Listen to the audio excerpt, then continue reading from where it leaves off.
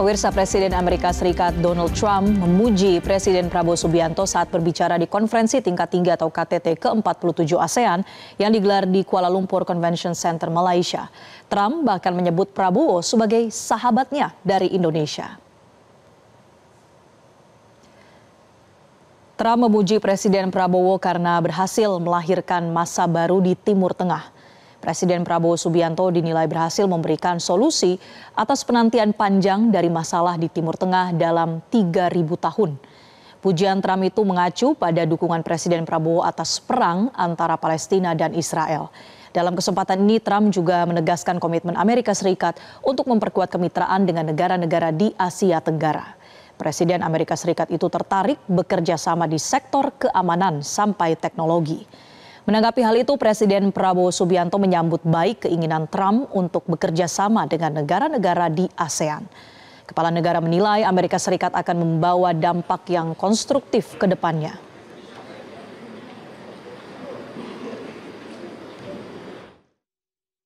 Thank you very much for helping. We appreciate it. I want to thank Malaysia and Brunei as well as my friend, President Prabowo of Indonesia, for their incredible support of these efforts to secure the new day for the Middle East. It really is a new day. There's never been a period of time like this. The Middle East will have peace after 3,000 years. This is a very strong peace. It's going to be an everlasting peace. We're delighted to forge richer partnerships on energy technology, artificial intelligence, critical minerals, and other industries. Pemirsa, KTT ASEAN ke-47 tengah berlangsung menghadirkan sekitar 30 kepala negara. Tahun ini tema ASEAN adalah inklusivitas dan berkelanjutan. Nah, apa saja isu-isu strategis yang dibahas dalam KTT ASEAN kali ini dan bagaimana peran Indonesia? Kita akan bahas fakta-faktanya untuk Anda pemirsa. Di mana KTT ASEAN ke-47 digelar di Malaysia, tepatnya adalah di Kuala Lumpur Convention Center pada tanggal 26 hingga 28 Oktober 2025. Kemarin 26 Oktober kita secara resmi menyaksikan adanya pembukaan. Kita juga lihat ada kedatangan dan foto op para kepala negara. Tahun ini keketuaan ASEAN dipegang oleh Malaysia sehingga Perdana Menteri Malaysia Anwar Ibrahim menjadi ketua ASEAN tahun 2025. Nah, selain dihadiri oleh seluruh kepala negara anggota ASEAN, sejumlah kepala negara mitra dialog ASEAN juga memenuhi undangan KTT ke-47. Seperti misalnya Presiden Amerika Serikat Donald Trump, kemudian ada Perdana Menteri Tiongkok Li Qiang, maupun para kepala negara dari Jepang, Eropa, Timur Tengah, Rusia, Amerika Latin, Australia, Selandia Baru, bahkan dari Afrika Selatan. Nah, sejumlah organisasi internasional juga turut hadir seperti dari Bank Dunia, IMF, dan juga PBB di KTT ASEAN. Kita lihat pemirsa bahwa agenda selama 3 hari ini tentu akan sangat padat. Karena bukan hanya pertemuan antara negara-negara Asia Tenggara, tapi juga ada pertemuan yang dilakukan bersama dengan para mitra ASEAN.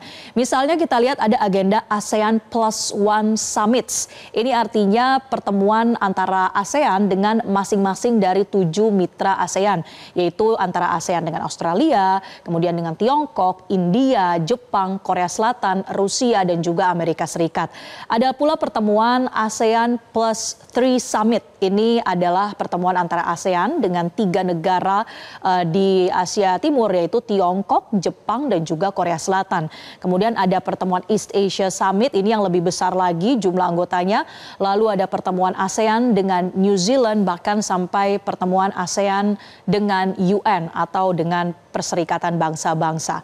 Nah, ada beberapa isu strategis sebetulnya yang penting dan juga mendesak, apalagi kalau membahas terkait dengan menjaga kestabilan di kawasan Asia Tenggara. Pertama kita lihat pemirsa bahwa konflik perbatasan antara Thailand dan juga Kamboja ini menjadi perhatian pada KTT ASEAN kali ini. Thailand dan Kamboja menandatangani deklarasi gencatan senjata di KTT ASEAN ke-47 yang mengindikasikan itikat baik dari dua pihak untuk memulai rencana perdamaian sepenuhnya. Sejumlah pengamat mengatakan deklarasi Thailand dan Kamboja ini menjadi salah satu alasan juga kenapa Trump datang ke Malaysia. Karena pihak Amerika Serikat juga turut menjadi saksi dan kabarnya pada saat perang pecah di bulan Juli 2025 lalu, Amerika Serikat ini menggunakan kebijakan tarifnya untuk bisa menekan kedua pihak baik itu Kamboja maupun Thailand untuk bisa saling berhenti menyerang dan juga menyepakati adanya gencatan senjata yang akhirnya disepakati pada 29 Juli 2025. Sampai saat ini memang masih ada berbagai pelanggaran yang terjadi dari gencatan senjata itu sehingga perlu diperkuat di KTT ASEAN. Nah, selain itu pemirsa, yang kedua isu strategisnya adalah soal rencana pemilu di Myanmar dan juga bagaimana perdamaian sepenuhnya di Myanmar atas konflik politik ataupun konflik bersenjata yang terjadi. Di KTT ASEAN kali ini, ASEAN meminta agar Myanmar untuk meredakan dulu permusuhan dan juga konflik politik sebelum nantinya digelar pemilu pada Desember 2025 mendatang. ASEAN juga mendesak supaya Myanmar ini menerapkan konsensus 5 poin secara konsisten. Disepakati oleh ASEAN pada April 2021, isinya adalah menyerukan diakhirnya kekerasan, dibukanya dialog inklusif antara pemerintahan junta militer dan juga kelompok pro-demokrasi, serta penunjukan utusan khusus oleh pihak ASEAN untuk menjembatani dialog dan juga pemberian bantuan kemanusiaan karena kerap kali ini tidak diizinkan oleh pemerintahan junta militer. Nah, satu lagi masalah ASEAN yang sangat dekat sebetulnya pemirsa, banyak korbannya di Indonesia, yaitu soal online scam dan juga judi online. Ini tidak luput dari pembahasan pemirsa kejahatan lintas negara. Karena memang sudah dibahas berulang kali dalam KTT ASEAN, bahkan ketika Indonesia menjadi ketua ASEAN tahun 2023, isu tentang kejahatan lintas negara ini menjadi pembahasan prioritas. Tapi kita lihat di Indonesia saja, angka pekerja yang ditipu, ternyata mereka dijadikan operator online scam, ini mengalami peningkatan berdasarkan data dari Kementerian Luar Negeri. Sementara itu, Kamboja dan Myanmar menjadi tempat utama operasi penipuan, serta negara di sekitarnya menjadi tempat transit calon pekerja ke berbagai lokasi penipuan daring. Oleh karena itu, karena isu-isu ini sangat penting pemirsa, ada tanggapan dari Presiden Prabowo Subianto yang mengatakan bahwa KTT ASEAN ke-47 menunjukkan semangat kebersamaan dan perdamaian kawasan Asia Tenggara. Presiden Prabowo juga mendukung hubungan berkelanjutan antara ASEAN dan Amerika Serikat yang membawa dampak positif. Kita lihat bersama cuplikan pernyataannya. Baik, bagus, baik.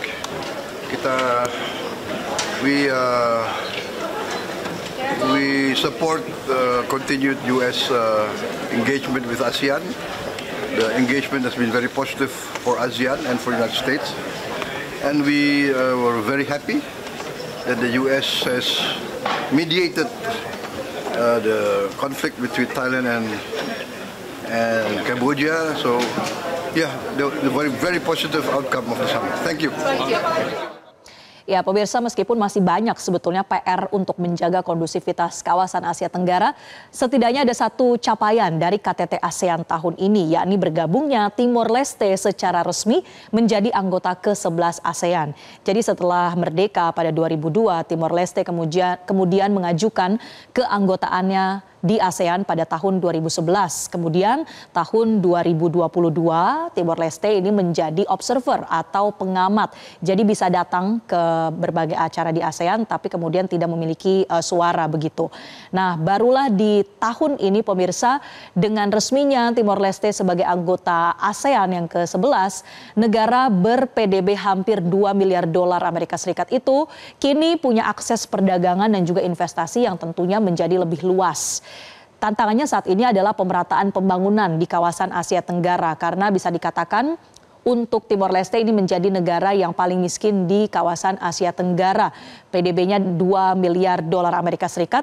Sementara untuk di ASEAN atau di Asia Tenggara ini total PDB atau capaian ekonominya ini mencapai 3,9 triliun dolar Amerika Serikat. Nah, bagaimana peran Indonesia di sini? Karena sejak awal menjadi negara di mana Timor Leste ini merdeka, sebetulnya Indonesia ini terus mendukung supaya Timor Leste bisa bergabung dengan ASEAN. Awalnya memang ada beberapa anggota ASEAN yang skeptis dengan kesiapan dari Timor Leste untuk menjadi anggota penuh ASEAN. Namun Indonesia menjalin kerjasama dengan Timor Leste dalam pengembangan kapasitas supaya kemudian Timor Leste ini bisa memenuhi syarat-syarat untuk menjadi anggota ASEAN. Nah, kita lihat lagi pemirsa bagaimana dalam pembukaan KTT ASEAN ke-47 kemarin ada pidato dari Ketua ASEAN sekaligus Perdana Menteri Malaysia Anwar Ibrahim. Ada poin yang menarik yang disampaikan oleh Perdana Menteri Anwar di mana ia menyoroti kondisi ekonomi dan juga geopolitik dunia yang kini mengalami peningkatan proteksionisme dan juga pergeseran rantai pasok. Nah, ASEAN ini didorong untuk terus beradaptasi, tidak boleh tinggal diam. Anwar juga menegaskan bahwa ASEAN harus berani menjalin kemitraan baru sembari memperdalam kemitraan yang saat ini telah ada. Kita lihat dengan adanya kedatangan dari berbagai negara mitra dialog, misalnya saja ada Brasil, ada Afrika Selatan, ini mereka juga menjadi wakil dari negara-negara anggota BRICS yang turut hadir di KTT ASEAN. Nah, ASEAN ini tentunya pemirsa dipandang sebagai kawasan dengan perdamaian yang cukup stabil di dunia. Pertumbuhan ekonomi Asia Tenggara ini juga termasuk pesat. Pada 2025 saja Dewan Komunitas Ekonomi ASEAN mencatat pertumbuhan ekonomi ASEAN mencapai 4,7%. Sementara Uni Eropa saja hanya 1,2%. Tentunya ini membuat ASEAN menjadi organisasi multilateral yang penting bagi dunia. Jelajahi cara baru mendapatkan informasi. Download Metro TV Extend sekarang.